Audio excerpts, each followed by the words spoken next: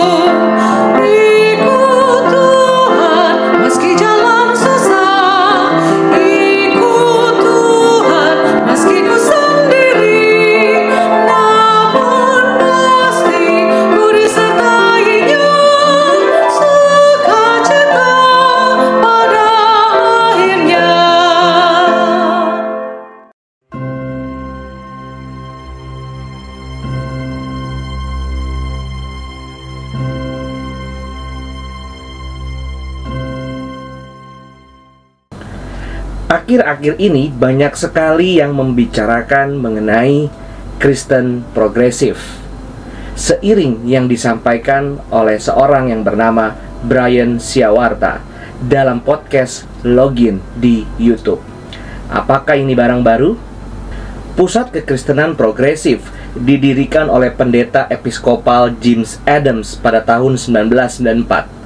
Ia adalah rektor Saint Mark Church di Washington, D.C. pada saat itu dan dikenang karena berbicara di depan Kongres untuk mendukung hak-hak gay pada tahun 1992. The Washington Post menulis ini tentang Adams setelah kematiannya pada tahun 2011. James R. Adams, seorang pendeta episkopal yang menjadi rektor of Saint Mark Episcopal Church dari tahun 1966 hingga pensiun pada tahun 1996, merasa skeptis terhadap dogma agama. Dia menafsirkan kisah-kisah mujizat dalam Alkitab sebagai lebih bersifat metaforis daripada fakta sejarah. Dan dia membagikan pemikirannya ini dari mimbarnya. Pada tahun 1994, Adams mendirikan Center for Progressive Christianity, sebuah non-profit corporation yang menurutnya mendorong gereja-gereja untuk memusatkan perhatian mereka pada mereka yang menganggap agama terorganisir, terbukti tidak efektif, tidak relevan, atau represif. Berikut ini adalah lebih banyak wawasan tentang kepercayaan kekristenan progresif yang historis diambil dari situs resminya www.tcpc.org. Sejak awal berdirinya, fokus utama TCPC adalah memikirkan kembali dan mengkonsep ulang landasan teologis dan kristologis iman Kristen. Pimpinan organisasi ini telah dan tetap yakin bahwa para pendukung dan pembacanya mengungkapkan keinginan yang mendalam untuk menemukan sumber daya dan cara konstruktif untuk memahami dan mengajarkan apa yang dikatakan oleh ilmu pengetahuan, Alkitabiah, sosiologi, dan sejarah terbaru tentang agama dan cara-cara Kristen. Untuk mengintegrasikan informasi tersebut ke dalam iman seseorang dan untuk menciptakan komunitas Kristen yang sehat dan dinamis.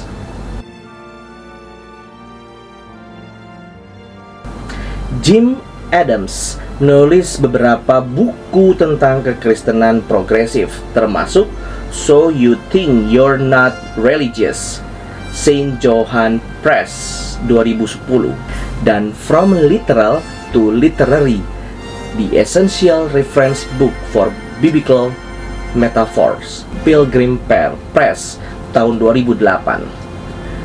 Keindahan kembali ke bahasa metaforis asli adalah bahwa pendekatan ini membuka kebijaksanaan orang dahulu kepada pembaca abad ke-21 yang mungkin bukan dari persuasi teis atau supranaturalis. Orang-orang yang berpikir yang telah dididik dalam ilmu-ilmu alam dapat mendekati Alkitab dan tradisi Kristen tanpa mengorbankan integritas intelektual mereka.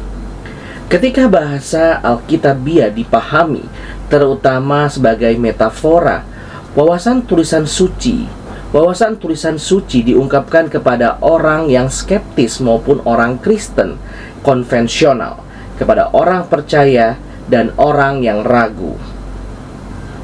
Mantan uskup episkopal John Shelby Spong, pemimpin lain dalam kekristenan progresif dan rekan dari Jesus Seminar, baru-baru ini menulis buku serupa dengan pandangan serupa tentang Alkitab berjudul Biblical Literalism, A Gentile Heresy, A Journey into a New Christianity Through the Doorway of Matthew Gospel, tahun 2016. Buku itu berasal dari kuliah yang dia berikan di Harvard Divinity School. Karena saya menganggap literalisme Alkitabiah sebagai bidat non-Yahudi, saya merasa perlu untuk mengekspos fundamentalisme untuk apa yang saya yakini. Kecuali literalisme Alkitabiah ditantang secara terang-terangan di gereja Kristen itu sendiri. Menurut pendapat dari Spong, itu akan membunuh iman Kristen. Bukan hanya gangguan jinak yang menimpa kekristenan di tepinya, itu adalah mentalitas yang merujuk iman Kristen yang tidak dapat dipercaya kepada semakin banyak warga dunia kita. Ironi dari tugas yang Spong lakukan dalam buku ini adalah bahwa banyak orang Kristen literalistik akan melihat buku ini sebagai serangan terhadap kekristenan itu sendiri. Tidak tahu cara lain untuk membaca Alkitab kecuali untuk mengklaim kebenaran harfiah untuk itu. Mereka akan menyarankan bahwa saya atau Spong telah meninggalkan setiap prinsip pemikiran Kristen tradisional.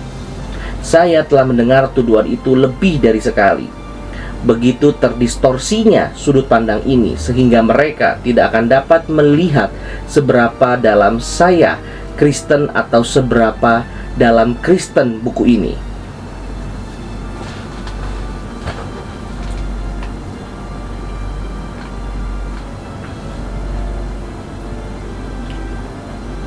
Spong juga menulis The Fourth Gospel, Tales of a Jewish Mystic, tahun 2014, Reclaiming the Bible for a Non-Religious World, tahun 2013. Lalu Eternal Life, A New Vision, Beyond Religion, Beyond Theism, Beyond Heaven and Hell, tahun 2010. Lalu ada Jesus for the Non-Religious, tahun 2008.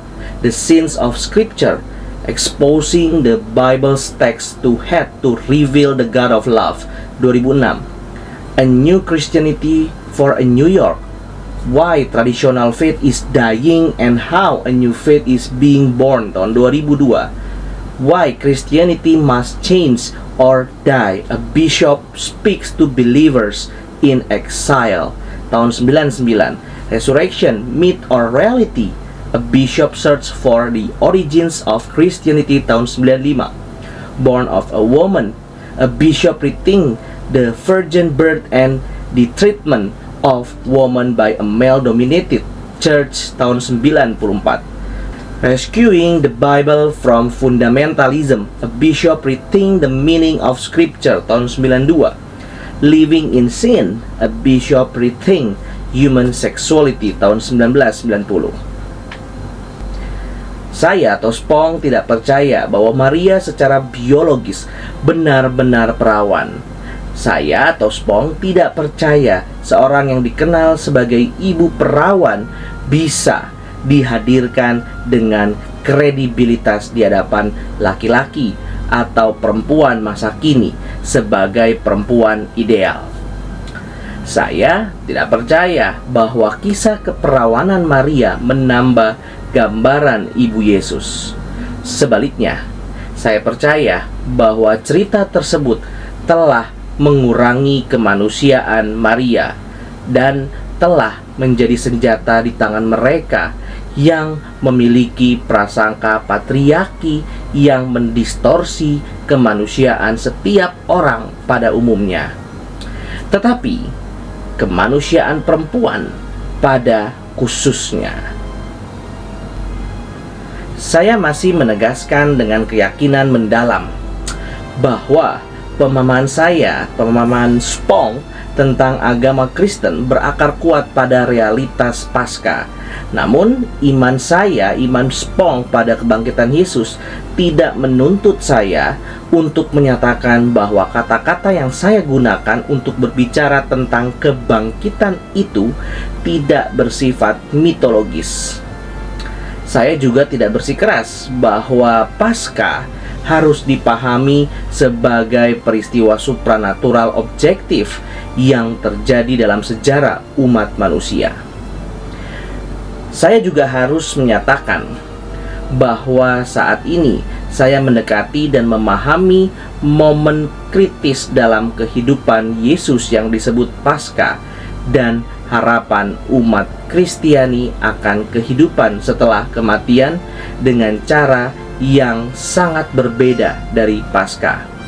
Seperti yang pernah Spong katakan, saya akan menggambarkan perbedaan tersebut sebagai sesuatu yang kurang literal dan lebih nyata, dan kedua bagian dari pernyataan tersebut sama pentingnya. Pendeta David Felton dan Jeff Proctor Murphy menulis Living the Questions, The Wisdom of Progressive Christianity pada tahun 2012. Inilah pandangan mereka mengenai gereja dan misinya. Banyak orang tidak peduli lagi mereka sudah lama berhenti pergi ke gereja karena tidak ada apapun yang mereka dengar atau alami yang sesuai dengan diri mereka. Meskipun ada klaim dari para pakar pertumbuhan gereja, ladang-ladang tersebut belum matang untuk dituai. Jauh dari itu, seperti yang dicatat oleh salah satu lembaga survei Kristen, sejumlah besar orang yang tidak terlibat dalam komunitas agama tidak hanya menunggu untuk diundang gereja. Mereka sangat tidak tertarik pada gereja. Bertambahnya usia dan ditinggalkannya gereja-gereja yang dianggap kuno hanyalah salah satu gejala ketidaktertarikan dan ketidakpuasan terhadap cara gereja menjalankan agama. Banyak orang berbicara tentang menjadi spiritual dibandingkan religius, jujur daripada munafik. Para pemimpin evangelis dan fundamentalis mengaitkan berkurangnya pengaruh gereja lama dan jumlahnya yang semakin berkurang karena gereja-gereja tersebut gagal mewartakan Injil yang sejati, tanda kutip sejati. Sementara itu, argumen dangkal mengenai isu-isu seperti preferensi gaya musik dan tingkat formalitas dalam ibadah hanya berfungsi sebagai pengalih perhatian dari masalah sebenarnya. Masyarakat tidak puas dengan pesan inti, dogma, dan praktek iman Kristen di dunia saat ini. Ladang tidak dipenuhi oleh orang-orang yang tidak beriman yang membutuhkan Injil. Mereka dipenuhi dengan orang-orang dengan integritas rohani yang mendalam, yang tidak dapat lagi menerima pesan dangkal dari gereja-gereja tempat mereka dilahirkan. Orang-orang ini memiliki perasaan intuitif bahwa ada lebih banyak hal dalam agama Kristen daripada aturan-aturan kaku dan konstruksi teologis di masa lalu. Seperti yang diingatkan oleh filsuf samkin kepada kita. Sejarah dipenuhi dengan sisa-sisa peradaban yang memilih untuk mati daripada mengubah mitos pengorganisasiannya. Tanpa evaluasi ulang terhadap mitos-mitos pengorganisasiannya dalam agama Kristen, gereja tampaknya siap untuk menjadi tidak relevan lagi seperti banyak agama di masa lalu. Roger Wolsey adalah seorang pendeta United Methodist, profesor dan pendeta kampus. Dia adalah penulis Kissing Fish, Christianity for People Who Don't Like Christianity tahun 2011, dan memasukkan wawasan tentang kekristenan progresif ini di halaman bio Amazon miliknya. Sebagian besar alasan banyak orang meninggalkan gereja adalah karena mereka tidak mengetahui adanya kekristenan progresif atau jemaat Kristen progresif. Memang benar, ini bukan satu-satunya alasan. Namun, sungguh tragis bahwa banyak orang tidak menyadari bahwa ada suatu bentuk kepercayaan yang sebenarnya sangat disukai oleh banyak dari mereka. Apakah surga itu benar-benar ada atau tidak? Kita menjadi umat Kristiani bukan demi imbalan atau kemuliaan di masa depan, melainkan demi hidup setia kepada Yesus dan jalannya di sini dan saat ini. Demi mengalami dan mengambil bagian dalam keselamatan atau keutuhan dan kerajaan Allah di sini dan saat ini. Iman bukanlah asuransi kebakaran untuk menghindari neraka. Kami berusaha untuk mengikuti agama tentang Yesus, bukan agama tentang Dia. Kristen progresif percaya bahwa Yesus adalah jalan, kebenaran, dan hidup. Dan kami percaya bahwa semua orang yang mengikuti ajaran, jalan, dan teladan Yesus dengan nama apapun, dan bahkan jika mereka belum pernah mendengar Yesus dalam hal ini adalah sesama saudara dan saudari dalam Kristus dan jalannya. Meskipun demikian, kami terpikat oleh keunikan kisah Yesus dan kami mengundang orang lain untuk bergabung dengan kami dalam berbagi perjalanan khusus tersebut, meskipun kami merasa tidak perlu untuk mengubah mereka.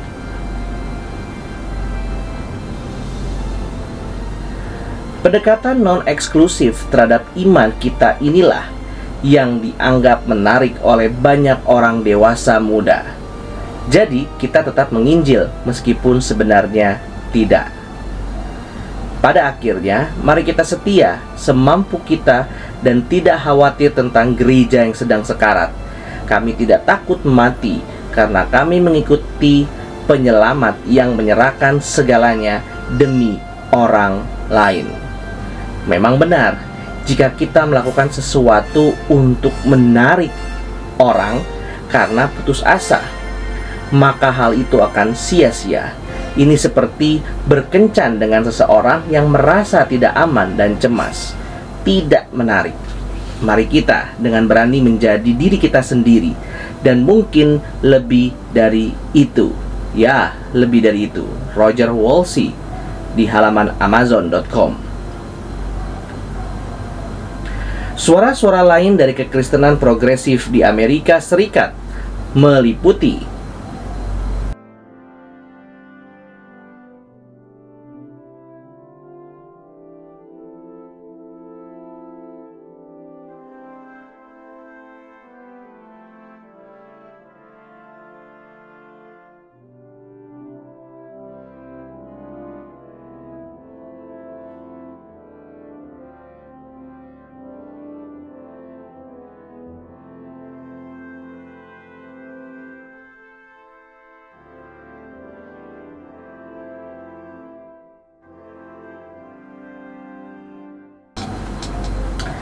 masih banyak lagi yang bisa saya bagikan untuk menjawab pertanyaan apa itu kekristenan progresif. Tapi semoga video yang singkat ini bisa membantu. Kekristenan progresif hanyalah kelanjutan dari tema lama liberalisme agama. Para pemimpin Kristen yang disebut progresif menyangkal banyak klaim kebenaran dari kekristenan ortodoks, termasuk ketuhanan Yesus Kristus, kelahirannya dari perawan, pendamaian kematian di kayu salib, dan kebangkitan fisik. Banyak di antara mereka yang percaya bahwa Alkitab hanyalah karya orang-orang yang bisa berbuat salah dan hanya diilhami, dalam artian bahwa literatur-literatur hebat lainnya dikatakan terilham. Banyak yang menyangkal mukjizat dalam Alkitab dan realitas surga dan neraka. Sebuah pertanyaan serius yang harus saya ajukan kepada orang Kristen progresif adalah, apakah mereka Kristen? Bisakah seseorang menyangkal keilahian Yesus Kristus dan menjadi seorang Kristen sejati? Bisakah seseorang menyangkal kelahiran dari perawan dan menjadi seorang Kristen sejati? Bisakah seseorang menyangkal kematian Yesus Kristus di atas kayu salib yang merupakan penebusan dan menjadi seorang Kristen sejati? Bisakah seseorang menyangkal kebangkitan Yesus Kristus secara fisik dari kematian dan menjadi seorang Kristen sejati? Singkatnya, tidak. Dan saya tidak mengatakan itu dengan cara yang kurang ajar. Saya sangat prihatin dengan apa yang telah, sedang, dan akan dilakukan oleh kekristenan progresif terhadap jutaan orang. Mereka mengira mereka adalah orang Kristen, padahal sebenarnya bukan. Apakah orang Kristen progresif punya pendapat mengenai kesalahan yang telah dan sedang dilakukan gereja? Sangat punya. Namun, membagi firman kebenaran dengan benar yang dilakukan gereja-gereja pada umumnya bukanlah suatu kesalahan. Permasalahan gereja adalah bahwa ia telah menyimpang dari kebenaran doktrinal dan praktis. Ada jalan bagi gereja untuk kembali kepada kebenaran yang telah Tuhan berikan kepada gereja. Namun, menyangkal Dia dan firman-Nya bukanlah cara untuk sampai ke sana. Jadi, salah satu pertanyaan umum adalah, bagaimana saya melihat kekristenan progresif itu ketika itu terlihat sangat mirip dengan kekristenan sejati? Nah, ini saya akan memberikan beberapa informasi untuk kalian semua. Yang pertama, kekristenan progresif memiliki pandangan yang rendah terhadap Kristus. Salah satu ciri khas kekristenan progresif adalah cara mereka memandang Yesus. Pandangan ortodoks tentang Yesus tentu saja adalah bahwa Dia adalah Allah, bahwa Dia adalah anak Allah yang ilahi dan layak untuk kita sembah dan layak untuk dipuja dan dipuji sebagai Tuhan. Tapi tentu saja bukan itu yang dipercaya oleh orang-orang Kristen progresif. Mereka percaya bahwa Yesus bukanlah anak Allah yang ilahi, melainkan hanya teladan moral untuk kita ikuti. Yesus lebih dari seorang saudara yang menetapkan pola bahwa kita berjalan di jejaknya. Itu sebagian benar, tentu saja kita mengikuti teladan Yesus. Tetapi orang Kristen progresif menjadikan itu hal utama. Yesus hanyalah gambaran dari apa yang kita bisa dan apa yang bisa kita lakukan, dan poin utamanya adalah memberi contoh bagi kita. Merendahkan Yesus adalah tanda pertama dari kekristenan progresif. 2. Kekristenan progresif berfokus pada moralisme, bukan keselamatan. Terkait dengan itu, seperti yang sudah saya sarankan, adalah ciri yang kedua, merupakan fokus besar pada moralisme. Jika Anda tidak memiliki perasaan apapun tentang Yesus sebagai seseorang yang harus disembah, maka Dia hanyalah seseorang yang harus ditiru. Jadi tujuan tertinggi kehidupan Kristen bagi kekristenan progresif adalah bahwa Anda hanya harus menjadi orang baik. Anda hanya harus mengikuti aturan tertentu. Anda harus bersikap baik kepada sesama Anda. Anda tidak benar-benar tinggal di dalam Injil keselamatan. Anda hanya punya kode moral, dan itu benar-benar mereduksinya menjadi semacam agama moralistik.